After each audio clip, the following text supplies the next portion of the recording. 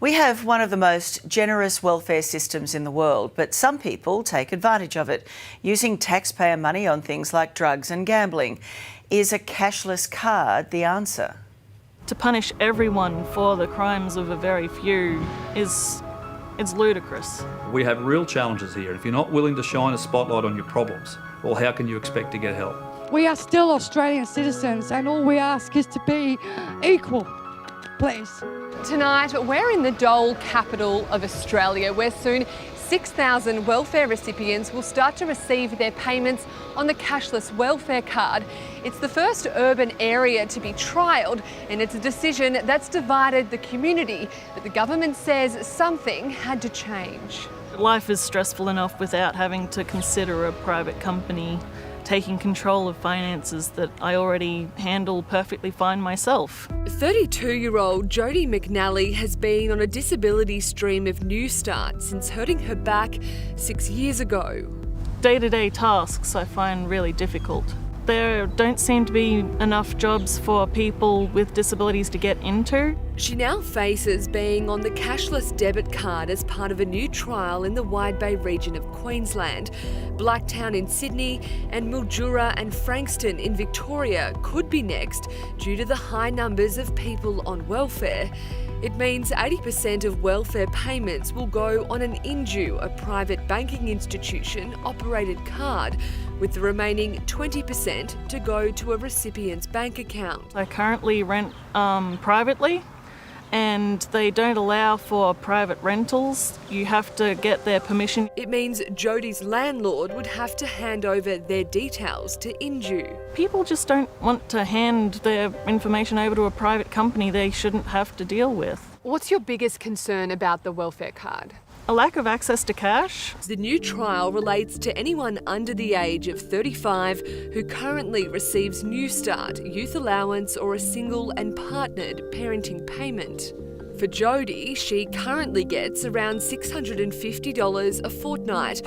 On the card, it would mean $520 would go on the cashless card, which can't be used for alcohol, drugs or gambling, and would leave her with $130 in cash. That's just $65 a week. I personally have never drunk alcohol, never taken non-prescription drugs, never gambled. I don't have kids. It's not going to help me.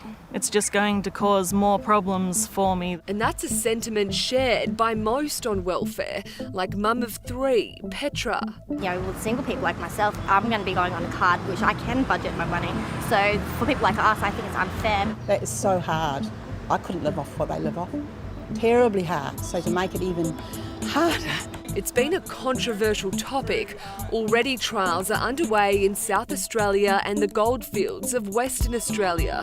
The idea that it'll curb recipients wasting their money without first paying for the essentials. Bundaberg and Hervey Bay will be the fourth trial site, where local federal member Keith Pitt has been a vocal advocate.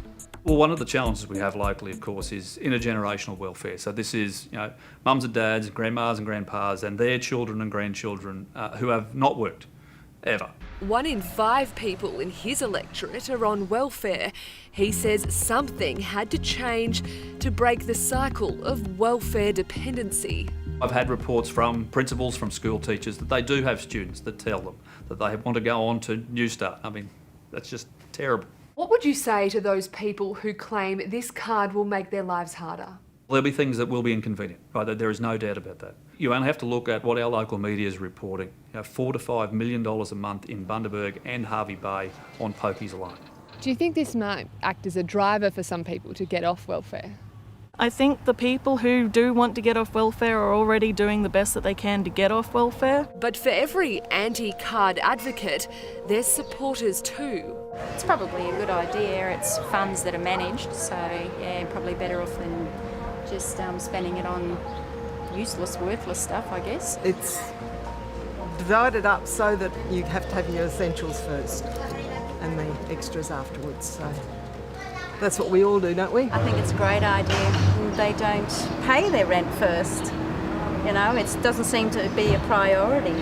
The opposition, though, has slammed the cashless card as a waste of money. At a town meeting with Bill Shorten, locals were angry. I think it's a disgusting thing to do to people. Being branded as drug addicts or dole bludgers when they haven't even had a chance. It's not the right, it's just the wrong thing to do. I think it's disgraceful. How dare you discriminate against people because they're poor?